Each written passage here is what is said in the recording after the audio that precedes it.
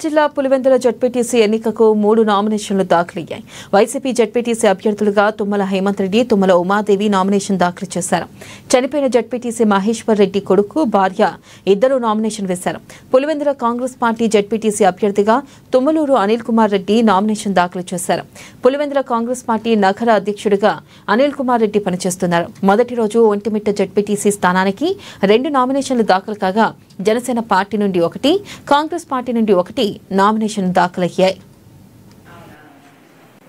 మా నాన్న తుమ్మల మహేశ్వర్ రెడ్డి 2021లో ఈయన జెడ్పీటీసీగా ఎన్నికైనాడు. అనుకోని కారణాల వల్ల శిలబండి కింద శివరాత్రి జాతరలో కింద పడి చనిపోవడం జరిగింది. సో ఆయన మరణాంతరం మేము ఇప్పుడు మా వైఎస్ఆర్సీపీ పార్టీ తరఫున మా కుటుంబ సభ్యులకే మాకు క్యాండిడేట్గా ఎన్నిక చేయడం జరిగింది, నన్ను కానీ మా అమ్మను కానీ. సో మేము ఇప్పుడు జెడ్పీటీసీగా నామినేషన్ వేయడానికి వచ్చినాము.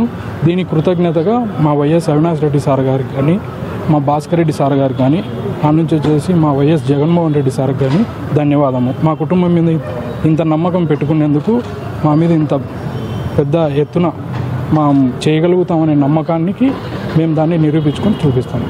ధన్యవాదాలు. పులివెందులకు బై ఎలక్షన్ రావడం జరిగింది. దాంట్లో భాగంగా అధిష్టానం కీలక నిర్ణయం తీసుకోవడం జరిగింది. తుమ్మలూరు అనిల్ కుమార్ రెడ్డిని పులివెందుల బై ఎలక్షన్లో క్యాండిడేట్గా నిలబెట్టడం జరిగింది. కాంగ్రెస్ పార్టీ తరఫున అనిల్ కుమార్ రెడ్డి గారు ప్రస్తుతం పులివెందుల మండలాధ్యక్షుడుగాను, నగర అధ్యక్షుడుగాను పనిచేస్తున్నారు. ఆయన విద్యావంతుడు, విధేయుడు, కాంగ్రెస్ పార్టీ విధేయుడు కాబట్టి టికెట్ రావడం జరిగింది.